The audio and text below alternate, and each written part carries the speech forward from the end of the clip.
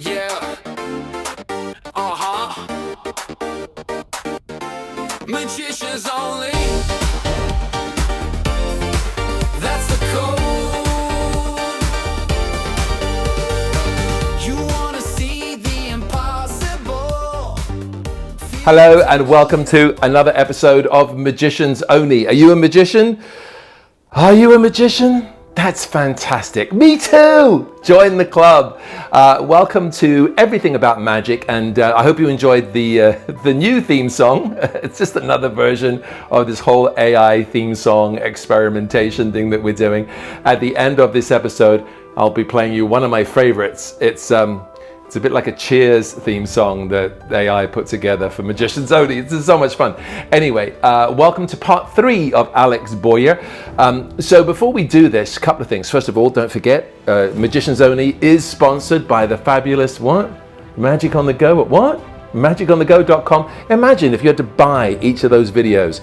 If you bought each video, it's like 940 odd videos right now. We're almost at 1,000. I mean, if you had to buy each one for just $1 each, that's $900. Guys, it's literally, it works. If you go and you just do the annual subscription, it's less than $20 a month. I mean, it's what you get. It's the best deal in magic. I don't know how much longer we can keep this going with the monthly. I think this might be the last month available with the monthly subscriptions available to you guys, because it's just too much. It's just too much content. I'm getting a lot of shit from my friends who are like, you're giving away too much. And I think I might be. So go to magiconthego.com, check it out. There's all kinds of amazing stuff there. The suspension playlist, the egg bag, the cards to pocket, the diminishing cards, the poker stuff. And if you I think by now we're at the 3rd episode in, so I think we just published, or we're about to publish, the special gimmick for the Dippy Magnet. I've been holding it back and wanting to just kind of use it for myself, but I am revealing it on Magic on the Go just for the members. So that might be a limited time. Some of the videos I put on are like for limited time frames. Just, kind of the way Netflix puts stuff on and takes it off. So I would check it out right now while you can, if you can. So we are here with episode 3. As you know, last week's episode, Alex got very deep, vulnerable, and truly honest, beautifully honest about his experience making big trick energy. And I really hope that the guys get together and do the show that they really wanted to make. I would give anything to see that. I think that would be absolutely spectacular. This episode, we're going to talk about FISM.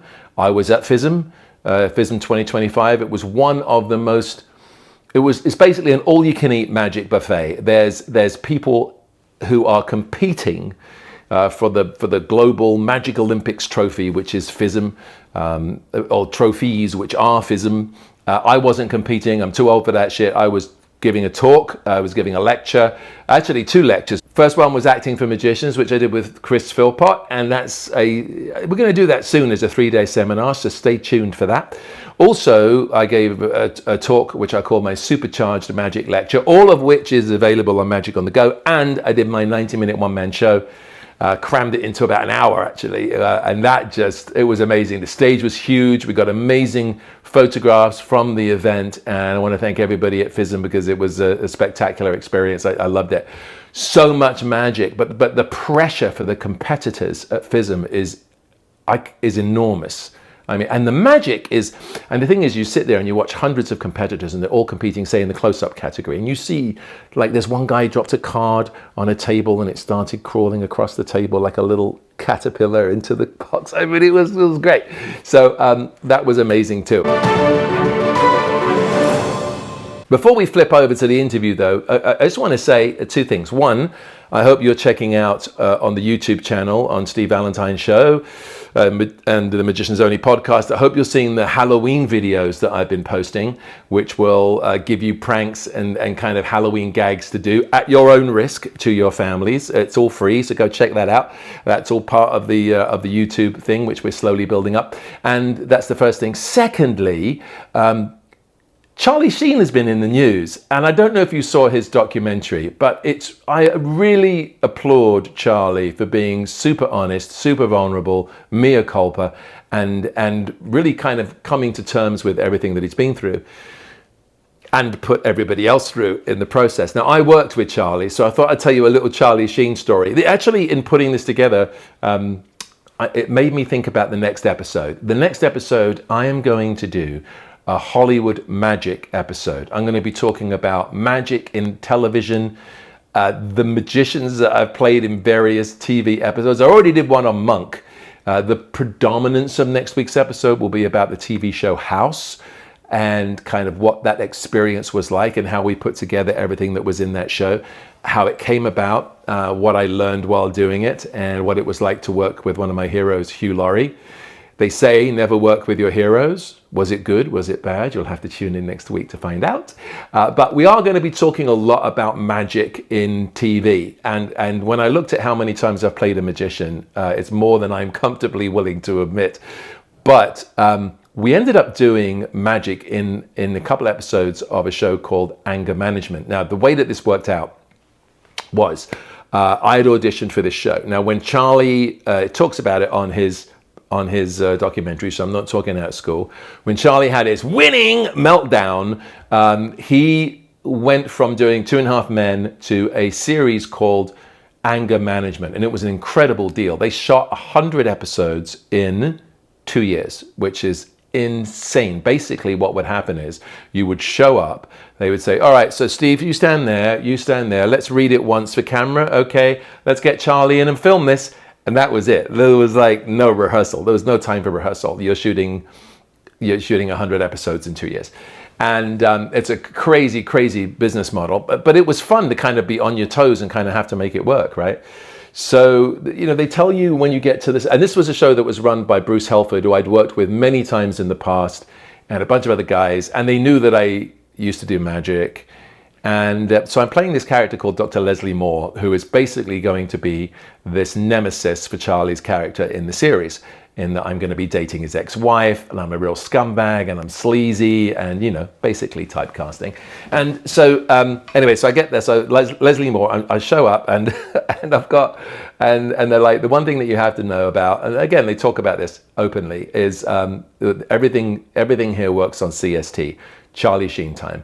So we're going to get it ready, and then when Charlie's ready to come down, he'll rehearse, and then when he's ready, he's going to come in and he's going to film it. So the way they set it up is like it's going to be just kind of like crazy. But I got to tell you, when Charlie came on set, he was amazing. He was lovely. He was warm. He was so welcoming, and we had a great time doing the scenes.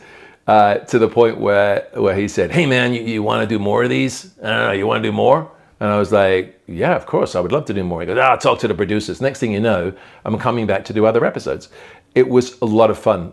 In the process of doing the episodes, one of the things that they decided to have my character do, because he was like hitting on all the women in Charlie's life, because he's a scumbag and a douchebag, was have him do a magic trick on a date. Yes, I know.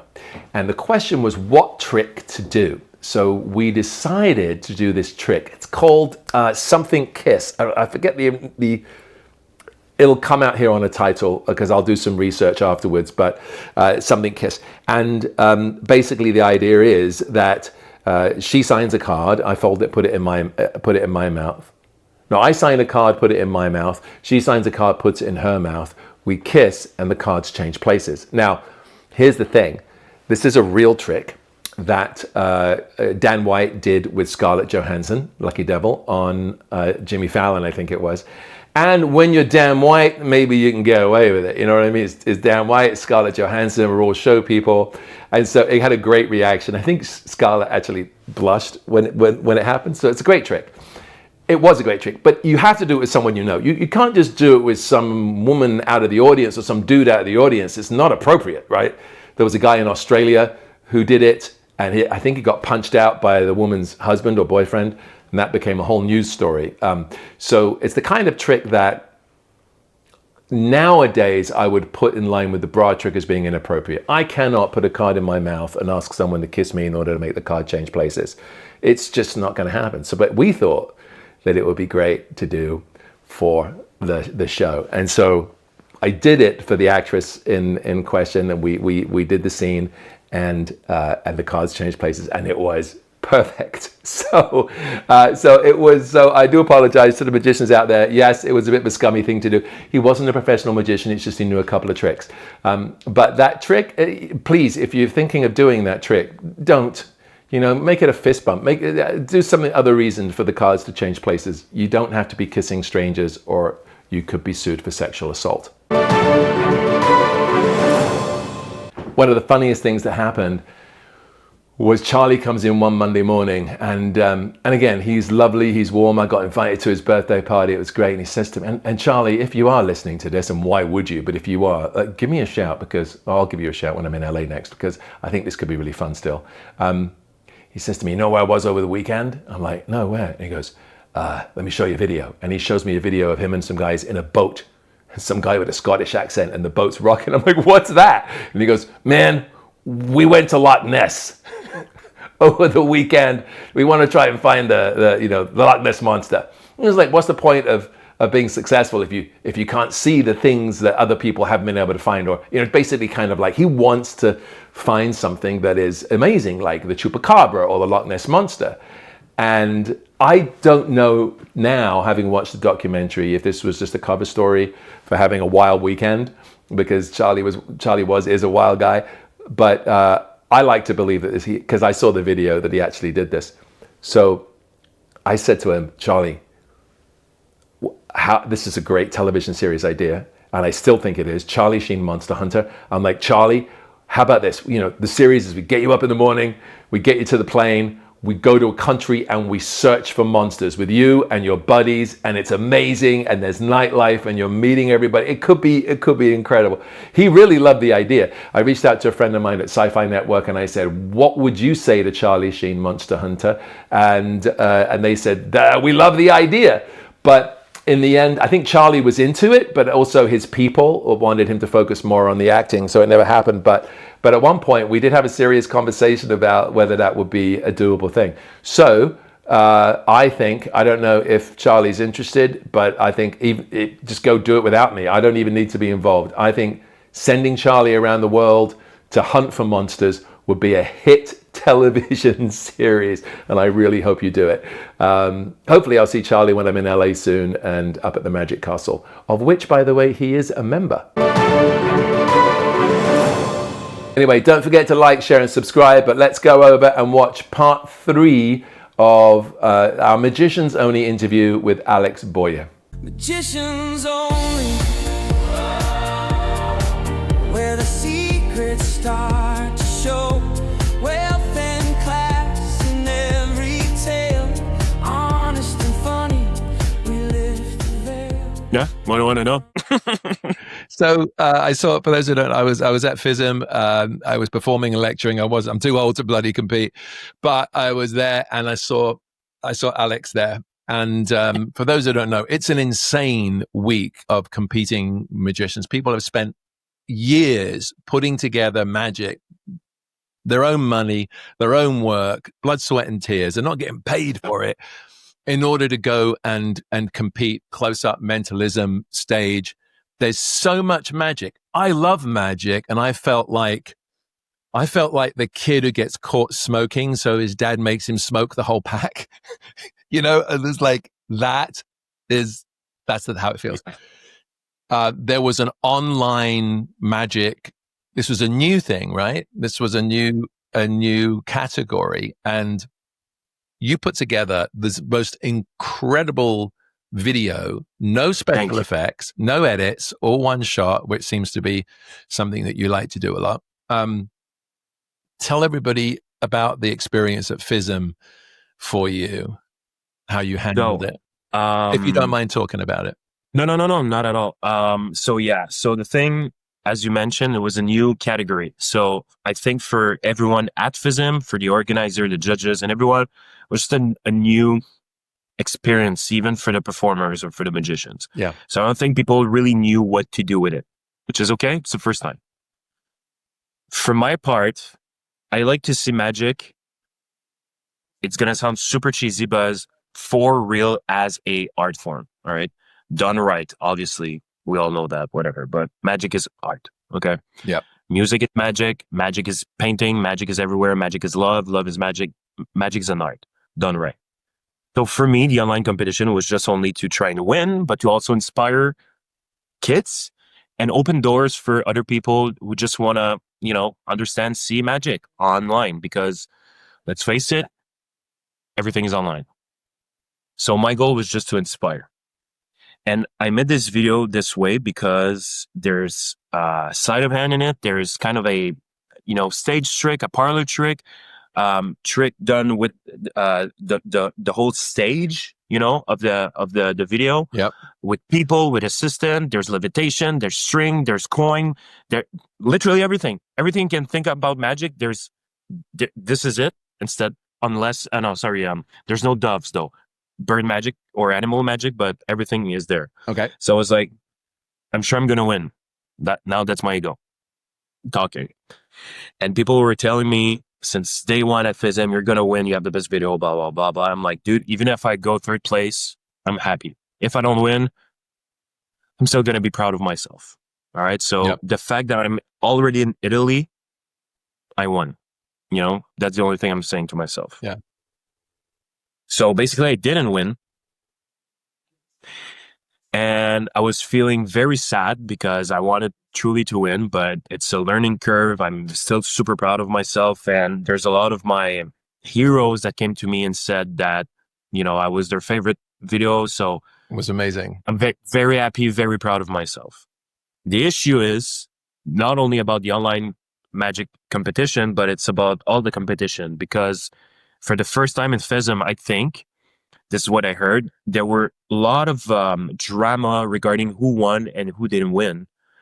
Even a couple of winners didn't want to go on stage to claim their prize because they knew it's like they were saying, telling themselves, I shouldn't win. This guy should have won, So there was like just a lot of confusion, and it was a confusing competition. People didn't understand the judging process, right? Do you? Yes. The thing that I remember about your was when they initially played the video, the sound was so, and it opens that was devastating to you. I saw the impact it had on you. Oh my God, my soul left my body, dude. Literally, I became white like this. So yeah, basically they played a video in front of everyone, because another confusing part, I still don't know to this day if the audience voted for this as well or didn't. Right. But some people say yes, some people say no. But anyways, so on the big screens, they played the acts of the online magic competition. Mine starts, boom, from Canada, Alex Boyer, let's go, one take madness. And I'm there watching it. Sean Farquhar is there. Henry Harris is there. Like all the fucking masters. They're just like, and I'm like, oh fuck, there's no sound. But they just keep playing it. There's no sound. Everyone's just like, what the fuck is going on? Dude, I was crying, man. I saw you. I was crying out of me. Your eyes were so red. You were like, I felt so bad for you, man. Because I know the effort you put into it, and thank God they played everybody. Thank God they played back one more time after I think one or two competitors on stage. So that was okay.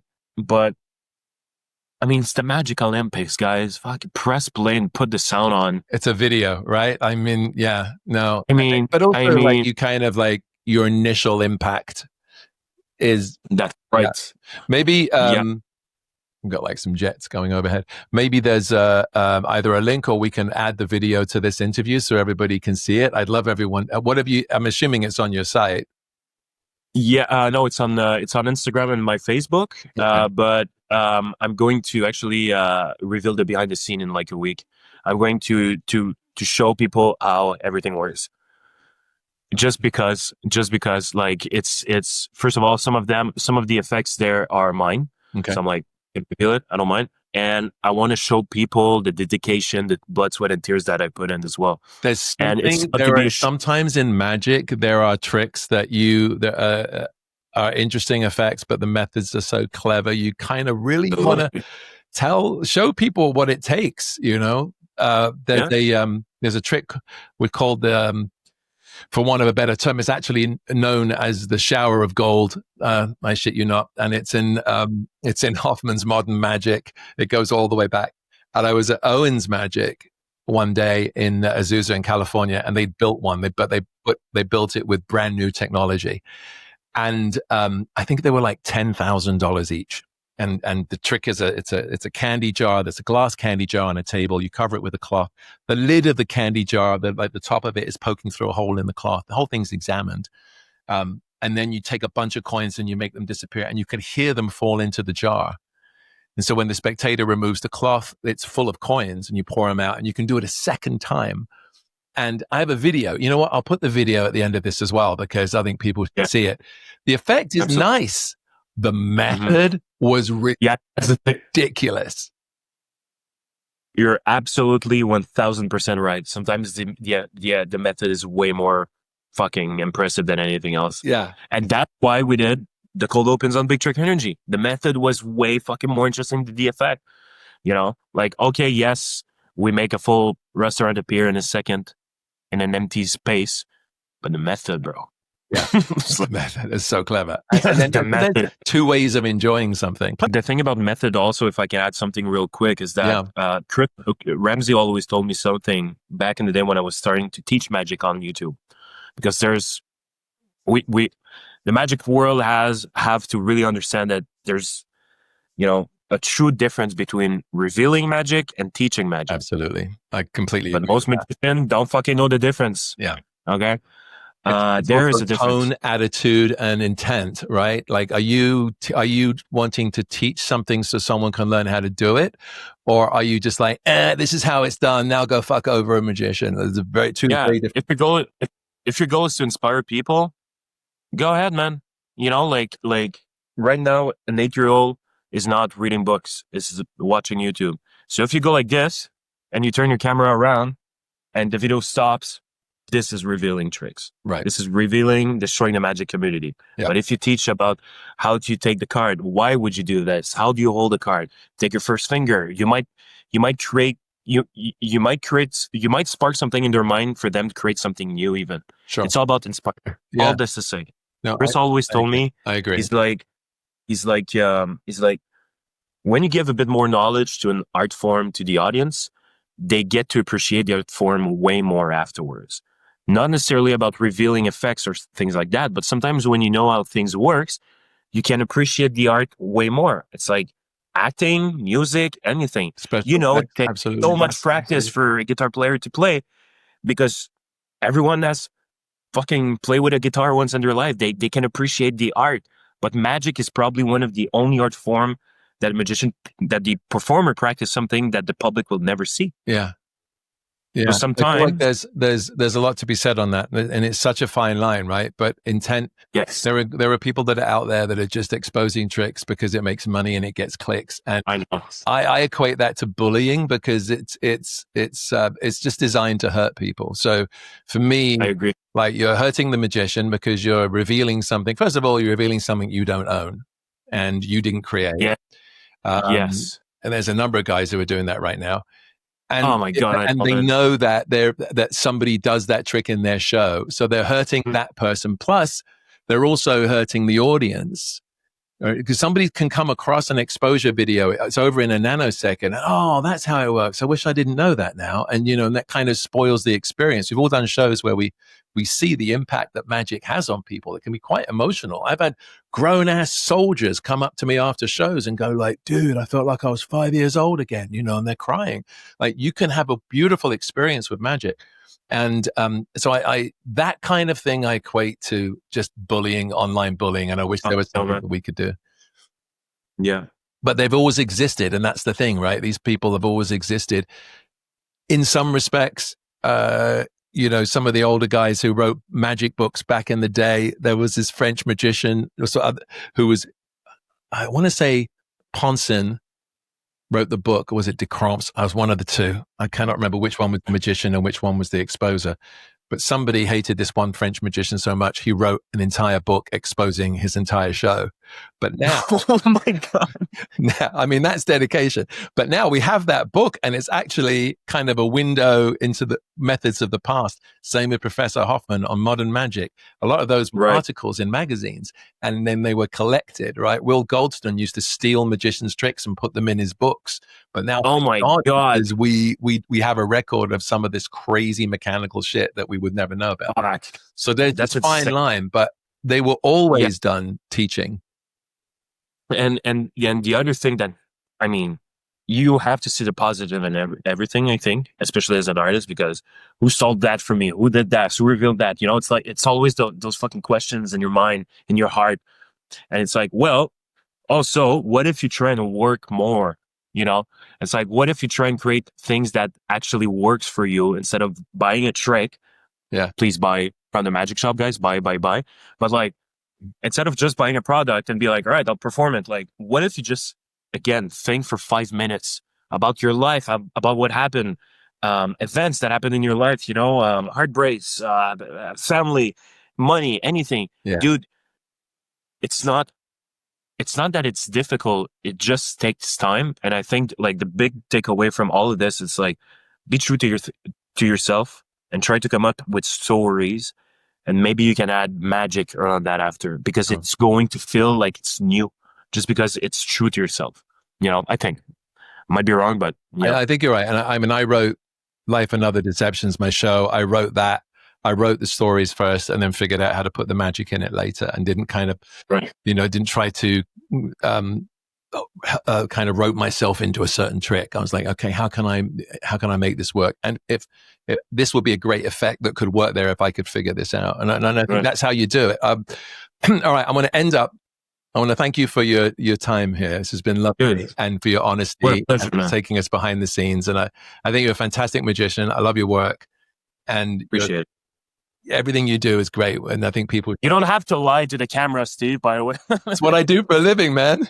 It's so hard for me to take compliments, dude. It's right here. It's on my teleprompter. The prompter's there, yeah. Wait, did I do the bit about how... Yeah, okay, right.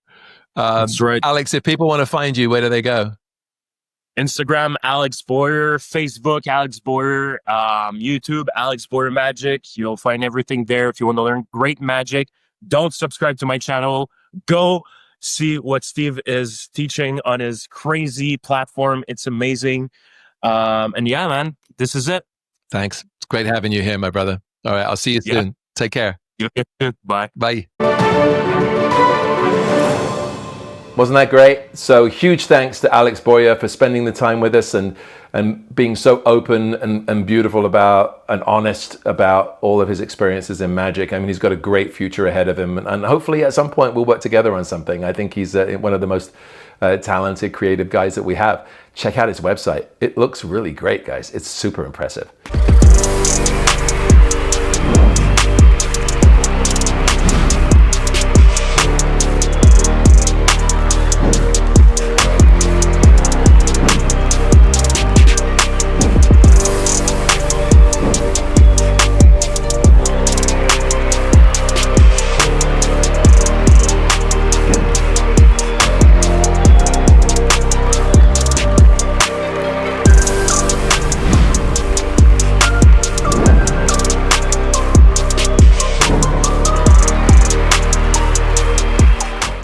Oh, wait a second. Almost forgot. I promised you 2 videos at the end of this, didn't I? The Alex Boyer FISM video, the one that we discussed in this episode, and also the unfortunately named Shower of Gold video that I shot at Owen's Magic Supreme years ago. The incredible effect that we mentioned. So let's do this. Let's start with the Shower of Gold, and then we will end with Alex Boyer on FISM. Okay, here we go. You're ready. All right, so I'm here at Owen's Magic Supreme in gorgeous Azusa, California, and I'm thrilled to present to you a trick that goes all the way back to the 1800s, maybe before. I read about it in Professor Hoffman's Modern Magic, and it had the unfortunate title of the Shower of Gold, but it's a good trick, so don't worry about it. It's a gorgeous trick. Now, Owen's Magic has updated it and created a miracle, and I'm I'm getting an opportunity to perform it, which very few people do. So, first of all, I've got a little candy jar. Now, this one's got some crystals in it, which you can see right here. But we're not going to use these crystals, so we'll get rid of those. And we're just going to use the candy bowl, and I'm going to have somebody examine it. Oh, hello! Jason Latimer, are you here? Yes, would you come over here and just have a look at it? Could you verify for everybody watching at home? You have no idea what I'm about to do, do you? Absolutely no idea. He doesn't know. No idea. And that's the bowl, and would you have a look at the lid as well? Is there anything inside? There's nothing inside. Here, nothing inside. And yeah, okay, great. Nothing there. All right, thank you. Give Jason a big round of applause. Thank you, Ben. You can go back to your seat, Jason. Okay, that's enough. Okay. So look, I'm not loading anything inside. I'm not secretly placing anything inside of it. Now, what this is a money generator, and that's why it's called the shower of gold. I'm going to create money from nothing, produce it within the vacuum of this candy jar, which is real crystal candy. Now, of course, we need darkness in order for this to happen. So I'm going to cover the bowl up like this, because we need to create a little warmth, a little darkness for the money to generate. And I do want to show you, it is still empty. It is a crystal jar. Now, ladies and gentlemen, watch very, very carefully, because the first thing I'm going to do is reach out and grab a handful of gold. Here we go. Handful of gold. It's the first time this has been done in years. There it is. Did you hear that? So, it's important to know that timing is everything, ladies and gentlemen. We're going to do it again. This time it's going to blow your mind. So reach out here, a handful of gold. 1, 2, 3. Did you hear it arrive? Now here's the amazing thing. You've seen the top of the candy jar the entire time, right? It's there. If this had moved, you would have heard something like, I don't know, like a little rattle of crystal, something like that. But it didn't. It's been there the whole time. Jason, I'm not going to open it. Would you come over here, please? And stand here so everyone can see. Would you very carefully lift off the cloth? And let's see if we've been able to create gold within the candy jar. This is the shower of gold.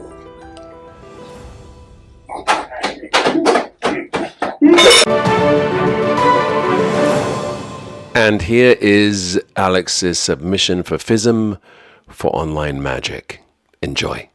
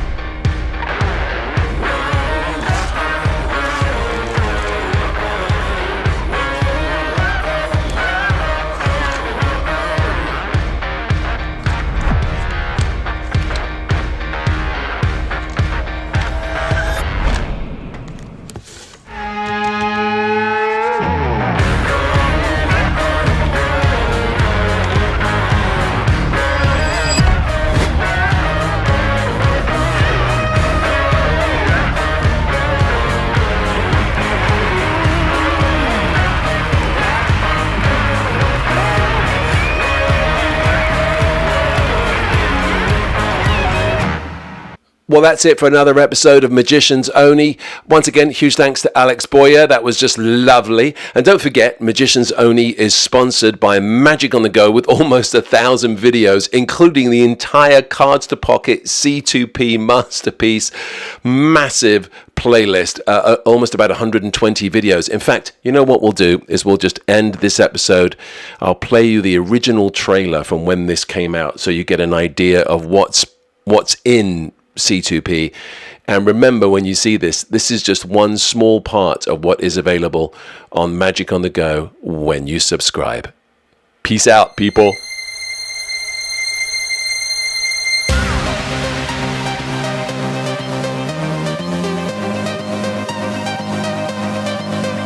Hi everybody, my name's Steve Valentine. For the last 3 years, I have been researching 10 Cards to Pocket. I've gone through over 150 years worth of material, magazines, books, articles. I collected all this material. I ended up with a 300-page research document just for me. I thought, well, it seems a bit selfish, so I created this.